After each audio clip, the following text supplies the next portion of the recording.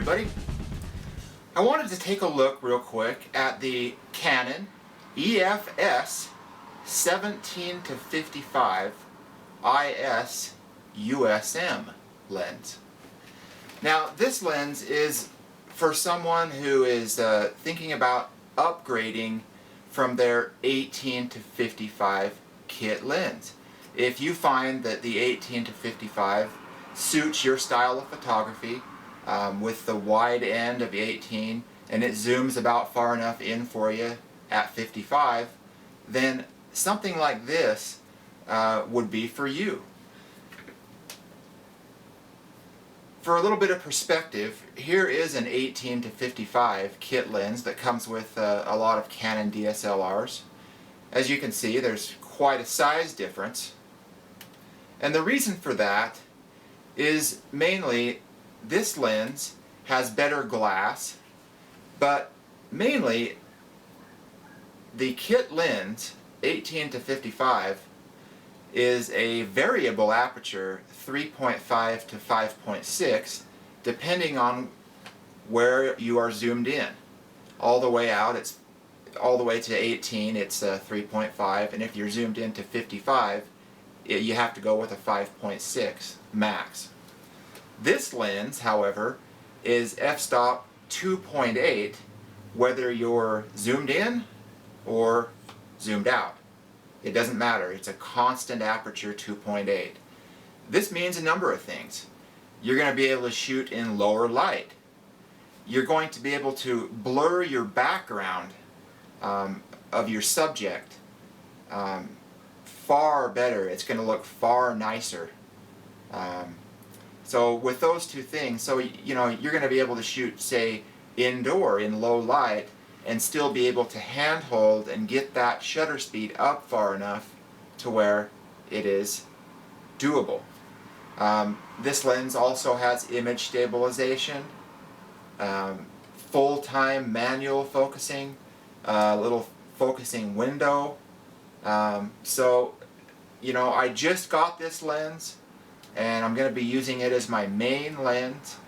I'm going to get a wide angle, and this is going to be my medium, and then I'm going to get a 70 to 200, and I'm just going to have 3 lenses. That is it. Well, besides my 100 millimeter macro and 50 millimeter 1.8. So I guess I'll have 5 lenses. But everything else is going. I'm going to have a hard time selling my 18 to 135, but that's another story. Here's a look at this, a little closer look at this lens. Here's just a general look at it attached to the 7D. I do have a circular polarizing filter on it right now, but it does have the 77 millimeter filter threads. I was just outside trying to see if I could get some, you know, see how sharp this was, and trying out the polarizing filter. But that's an idea of how it looks connected to the 7D. And again, for some perspective, the 18 to 55 there. It dwarfs it, even though it's the same focal length. Since it's a constant 2.8 aperture, it's substantially larger lens. It just has the stabilization on and off, and the manual focus or autofocus switch. I've left the 18 to 55 there in the background to give some perspective, and when zoomed in to 55, that is how much it adds to the length. It's the zoom is not quite as smooth as I had hoped, but it's not really too bad either. The manual focus override or manual focus is here. It does have full-time manual focus, so you can feel free to grab that at any time. Whether this switch is on auto or manual, it doesn't matter. So here's some perspective between the 18 to 55 kit lens on the left and my 17 to 55 f2.8 lens on the right. And you can see the size difference there, and believe me when I say the The 17 to 55 on the right is substantially heavier and substantially sharper as well.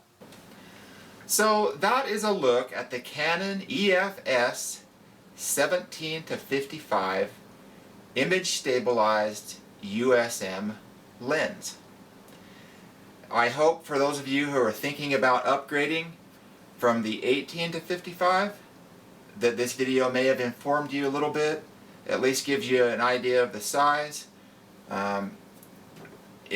Maybe this video could have been better if I had given you some images and blown them up with a screencast software, but suffice it to say that this lens is going to give you quite a bit better quality than this lens in a lot of different situations, including low light and portraits and when you try to blur the background and so forth.